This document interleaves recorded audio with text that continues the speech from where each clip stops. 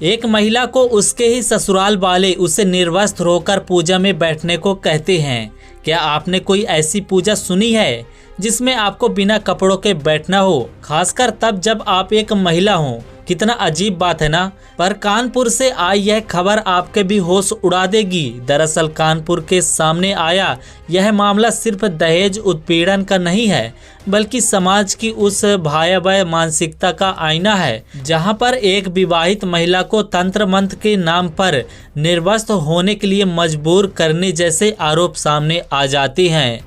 दोस्तों, यह सिर्फ अपराध नहीं है, यह एक अमानवीय परिकाष्ठा पर आधारित है। पीड़िता का आरोप है कि शादी के बाद उस पर दहेज के लिए दबाव बनाया गया, मकान, 1 किलो सोना, नगद की मांग करती रही।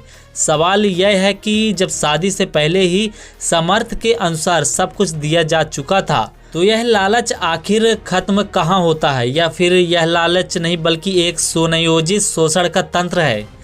पीड़िता ने बताया कि उसे पूजा के दौरान निर्वस्त्र होकर शामिल होकर उसमें मजबूर किया जाता था। दोस्तों, यह मामला सचीडी थाना क्षेत्र के ग्राम सुरार में रहने वाली युवती से जुड़ा हुआ है। कब तक परिवार और परंपरा के नाम पर औरतों के साथ दुष्कर्म किया जाएगा? क्या शादी अब भी एक रिश्ता है या एक सौदा है जिसमें एक लड़की की इज्जत, शरीर और आत्मसम्मान तक गिरवी रख दिए जाते हैं? पहले आप जरा इस पीड़िता ने जो बताया उसे अच्छे से सुनिए, क्योंकि इसे सुनने के बाद आपके भी होश उड़ने वाले हैं। अरेंज मैरिज थी शादी, और कुछ टाइम बाद ही मतलब दिक्कतें आना स्टार्ट हो गई थी। दो दिन बाद बोला गया कि पूजा है, पूजा में आपको बैठना है। और पूजा हमको लगा नॉर्मल पूजा, शादी के बाद कुछ रखी होगी उन्होंने, लेकिन रात में पूजा थी और उसमें मतलब निर्वस्त्र होकर बैठना था, जो कि तांत्रिक, फिर हमको बाद में समझा तांत्रिक पूजा है वो। दोस्तों, क्या आपने इस महिला के शब्दों को गौर किया है? क्या तंत्र मंत्र के नाम पर होने वाले देर रात पूजा पर जबरन शामिल करना, विरोध करने पर मारपीट करना और मानसिक प्रताड़ना यह किसी अंधविश्वास की कहानी नहीं है, बल्कि कानून और इंसानियत दोनों के खिलाफ खुली चुनौती है। अगर आरोप सही है तो यह सीधा सीधा महिला की गरिमा और मौलिक अधिकारों का उल्लंघन करता है। पीड़िता के अनुसार पहली बार उसे आधी रात के बाद उठाकर पूजा में शामिल होने के लिए कहा गया। उसने बताया कि सास ने कहा कि परिवार की संपत्ति और व्यापार की तरक्की इसी तरह की पूजा से होती है। ऐसे ही करोड़पति बनने का साधारण सा उपाय है।